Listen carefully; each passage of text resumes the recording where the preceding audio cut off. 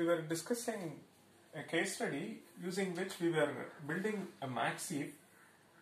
Let's consider this example, say 10, 20, 30, 40, 50. So to start with, we have 10. This itself is a max heap. Then we insert following nearly complete binary tree property, so 20. Now we see that there is a max heap property violation. So you go for a swap, then it becomes 20 and 10. Next we insert 30. So there is a violation. So then it becomes 30, 10 and 20. Then we insert 40. Then we see that there is a max heap violation. Please note, in this case, there is a violation at this level. So we swap 40 and 10. Then we get 30 and 20 on this side. We see that we still have a violation. So we get 40, 30, 10 and then 20. Next we insert 50. We see that there is a max heap violation at this stage. So we get 40, 50, 20, 10 and 30. Then we further see that there is a violation with respect to this. So we get 50, 40, 20, 10 and 30. Next we insert 60. So there is a violation. So 60 and 20 it will be swapped, and subsequently 60 goes to the root. So we get 60, 50, 20, 40, 10 and 30. Next we insert 70. We see that there is a violation. So one more swap, so which means we have 70 and then 60, 50, 20, on this side it's 40, 10 and 30. So now we see that with respect to this subtree, the root contains maximum. With respect to this subtree, the root contains maximum. With respect to the entire tree, the root contains the maximum. As you can see, when 50 was inserted, the violation happened over here. We had to spend one comparison followed by a swap, again a comparison followed by a swap. So number of such swaps is basically the height of the tree. And that is true for all of them. Even for 60, I have to swap with this, again with this. 70 is the same. So if you take an increasing sequence, for every insert, you see that there is a max heap violation, and then due to which a swap takes place. Now, interestingly, we see that if there was a violation, it can go all the way up to the root or the height of the tree. So, number of violations can be at most the height of the heap or the underlying tree. Correct? So which means, so we insert an element, inserting an element followed by max EP5. Max EP5 is to set right max property. To set right max property. So what is that cost? That is order of h. In some cases violation may not happen and no violation at all, and you insert and what you insert is smaller than the root, then we are done. For example, next I insert an element, the value is 5, no violation at all. In some cases it is 1, in some cases it is 2, in some cases it can go all the way up to the root. That's precisely the height, which is why I've given order, I'm not given theta. If you say that for every insert it is going to be theta of, it is going to be the height, then one can say theta of h. But for some it is no violation, for some it is 1, for some it is 2, and there are few examples where it can take the height of the heap. So upper bound is the height, so it is order of h, and we know that h is log n, so which means the cost to set right the heap if there is a violation is order log n base 2. This is on one side. Now what is that we are doing? Build heap is basically a sequence of n insert, right? Sequence of a build heap on n nodes, right? It is a sequence of n inserts, and each insert can incur this much cost to set right max property. So which means the cost of build heap following top-down approach or incremental design is n times log n or n log n. So the cost of construction of max heap or build heap is precisely order n log n, and there are n keys. On inserting a key there may be a violation. The cost to set right that is order log n base 2, and so overall it incurs order log n base 2 for construction, or we call it as build heap. Fine. One can also do a tight analysis, something like this. So we have a heap, then we insert an element, then there is a violation. So the cost of this is the height of the heap. Now then we insert the next element, there is a violation, so we may have to do one swap here, again one more swap. The cost of that is the height of the heap. Again we insert this, there is a violation, so one swap with respect to this, another swap with respect to this, again the cost is the height of the heap. So what can happen? At this node there is no violation at all, so everything is perfect. So the cost is 0 plus, there may be a violation when I insert here, there may be a violation at this node.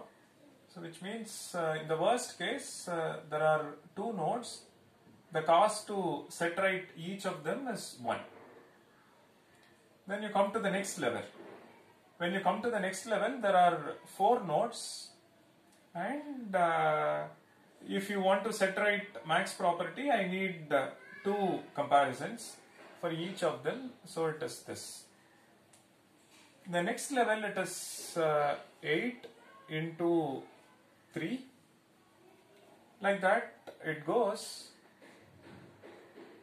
So let me rewrite let me rewrite this as 0 into 2 power 1 and 1 into 0 into 2 power 0, 1 into 2 power 1 and 2 into 2 square, 3 into 2 cube.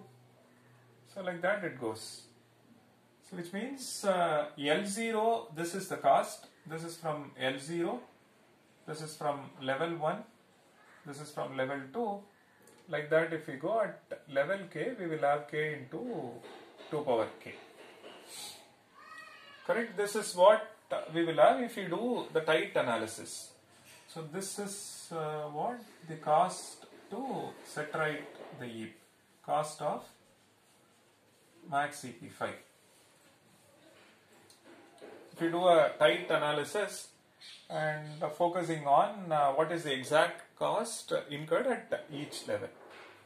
So this would be the cost, and this we can simplify and show that this one is also order n log n.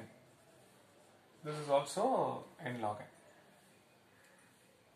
So you can see that at this place cost is this, at this level it is 1 into 2 power 1, at this level it is 2 into 2 square, and so on. So let's look at this tree, something like this.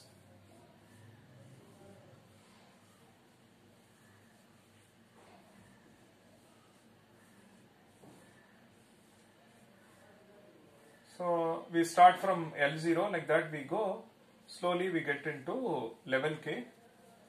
At level K we say the cost of EP5 is K, and there are 2 power K of them. Okay, and the overall cost is precisely this. But when we did the other analysis, we said if there is a violation here, cost is log n. If there is a violation here, cost is log n. But that was a bit costly, meaning it's a loose upper bound. And because there are, at this node, if you see, it is just 1. But we say it is log n. And with respect to this, if there is a violation, it is just a constant, say 2. But we say it is log n. But somewhere down, if you see, the log n comes into the picture. But at least for nodes at this or close to the root, it need not be log n, right? So that was making a loose assumption, or log n was not a tight cost as part of the analysis. With that, we were showing cost of max EP5 for this node is log n, log n. For each of them, it is log n. Therefore, we concluded n inserts, for each insert it is log n, so n log n. But this is doing a tight analysis, but because of that, are we seeing any improvement? But surprisingly, even with this tight analysis, we eventually reach n log n. Okay, which we shall see now. So that shows that build deep following a top-down approach, we cannot improve any further, and the cost of construction of EAP following top-down design is n log n. Which means if we want to improve, can we look for a different design? That's the fundamental question which we shall see. So we can approach this expression from two different perspectives. This is something we have seen before. So you can look at it this way. This expression contains k2k, right? K into 2k, so which means it is at least k times 2 power k. That means it is omega of k into 2 power k. Then we can also use limit definition and show that this is upper bounded by some constant times k into 2 power k. So we can say that using our limit definition, we can take this 0 into 2 power 0 and 1 into 2 power 1 and 2 into 2 square plus 3 into 2 cube, so on up to just before that it is k minus 1 times 2 power k minus 1 plus k into 2 power k. So this one, if you look at this one, we can show that this is some, say, constant c times k into 2 power k. Okay. Now, or apply the limit definition, limit k tends to infinity, and this expression divided by this expression. So limit k tends to infinity, you have this expression 2 square, so on up to k into 2 power k divided by k into 2 power k. So this term we will get 1, so we will get 1 plus something, so that will give you a constant. So this will give you a constant. So that will give you 1 plus 1 into 2 by this, and 2 into 2 square by this, and so on. And as you can see that denominator is a larger quantity compared to numerator, so which means all of this will approach a value which is close to 0. Correct? So which means that becomes a constant plus this. So that shows that this one is theta of k into 2 power k. Correct? So as we can see from this that it is theta of k into 2 power k. What is the value of k? K one can observe from this. So there are, what is the number of nodes? N is 2 power 0 plus 2 power 1, so on up to 2 power k. At this level it is 2 power 0, 2 power 1, 2 square, 2 power k. From this we can simplify, and which we already did when we did the I computation. So that shows that it is theta of k is log n times 2 power log n. 2 power log n is n, which means it is theta of n log n. So interestingly, this shows that build heap following top-down design is theta of n log n. Build heap top-down design is theta of n log n. This cannot be improved any further. And so we saw that the exact computation is cost from first level, second level, and so on. You can you can observe that it is at least k into 2 power k, so the expression is omega into 2 power k. Or you can, on one side you can show that this is upper bounded by some constant times k to power k, then followed by order of k to power k, or apply the limit definition. We conclude it is theta of k into 2 power k, which means build heap following top-down design is theta of n log n. Now can we look for a different design, say bottom-up design, where the build heap is theta of n, which we shall see next.